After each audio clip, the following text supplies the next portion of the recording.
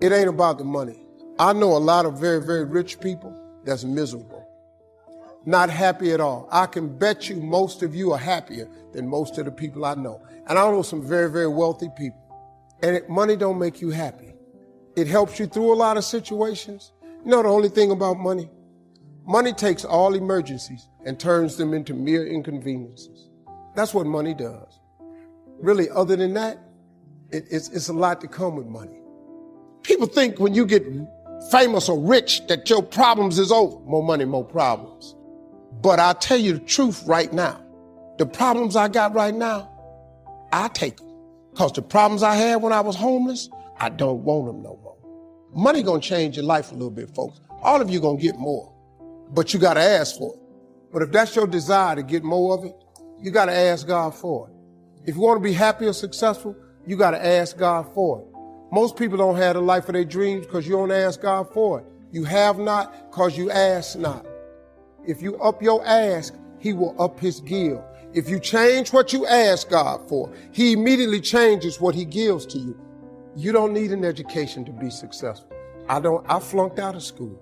What God has for you, quit tying it in education. People kill me. I know people got 2 degrees finna go back to school, get another one. If you got 2 of them that ain't working for you, why would you go get another one of them? I know people that's mastered and PhD'd up, ain't even working. You don't need that. I'm telling you, man, your whole success is tied in your relationship to God. You can simplify this by getting in touch with your creator. That's your key, man. Everything you're going through is preparing you for what you ask God for. You just got to quit tripping while you're in the process, because the process is necessary. You may not see it now, but when he gets you on the other side of it, you're going to see exactly why it went that way. And you're going to be okay with it. But quit tripping during the process. Oh, Lord, why me? You ain't the only one. Oh, Lord, why me? You ain't the only one. Oh, Lord, why I lose my job? You ain't the only one unemployed. Pull yourself together and quit tripping because you in the process. God is processing you. He ain't through with you. If he was through with you, you would not wake up in the morning. He gonna fix it. Everything is wrong. First of all, let me tell you this right here. Why are you tripping? I look back on my life at all that I've been through. So the stuff I'm currently going through, I have built up enough reservoir that living in the car taught me that this ain't it. So the things I'm going through now, I know this ain't it. That he gonna come get me in a minute. So all I gotta do is sit tight. I ain't in a bad place. Now I ain't where I wanna be, but the spot I'm in is better than where I was. I ain't homeless. Interesting Bible phrase that says, if you keep knocking, you'll find open doors. Good phrase to jot down. If you keep knocking, you'll find open doors. Doors of opportunity. Doors of a chance to meet someone. Doors open for association. Doors open to find someone special. Doors open to find a unique business colleague. If you keep knocking, doors of opportunity are open to those who continually knock.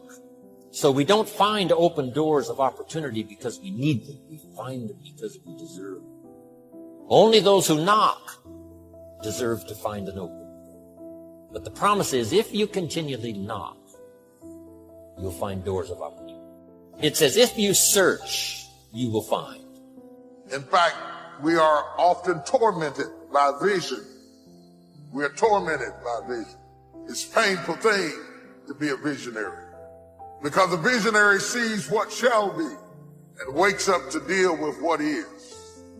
Sometimes a visionary cries out on the inside and says, God, don't even show me what shall be. Because every time I shout and dance over what you showed me, I go home to a harsh and painful, bleak, dark reality. And the fact that I am torn between what shall be and what is creates agony in my life. The Bible said hope deferred makes the heart sick. Oh, now I'm not happy doing what I used to be happy doing because I'm tormented by what shall be. I want to hasten my process so that I can get to an expected end. But that cannot be done, because a blessing given too soon is not a blessing at all. I can give my son the car keys now, tell him to go to the school. But had I given it to him when he was 5, it would not have been a blessing at all. Same car, same son, given too soon. He can't handle it. The car can handle it. The road can handle it. I can give it to him, but he can't handle it. So would I be a good father if I gave him a good thing too soon? Sometimes my goodness is proven by my ability to say not yet. If we get what is ours too soon, we cannot handle it.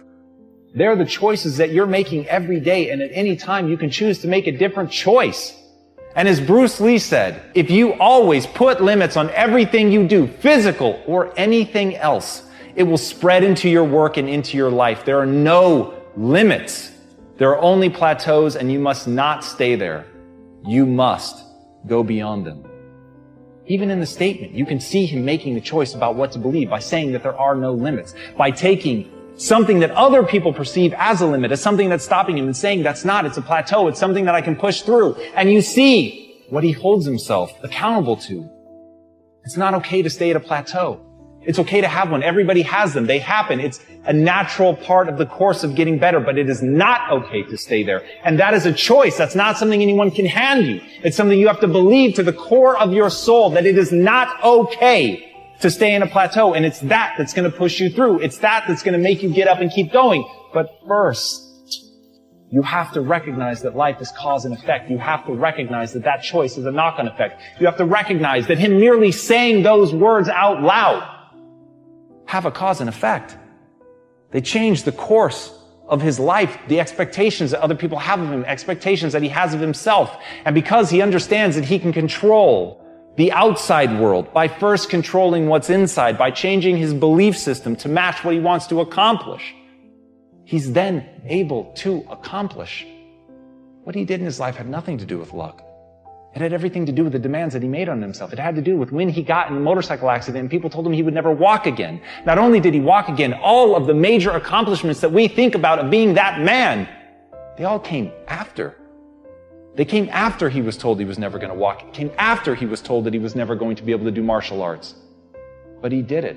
He did the grueling work of getting better. He understood cause and effect. He understood that if he chose to believe that he could never do it, that he'd never be able to do it.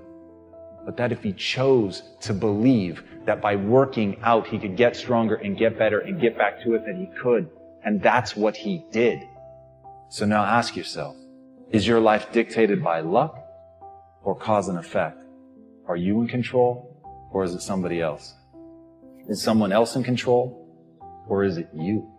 And if it's you, go build the life that you want, because there's nothing stopping you.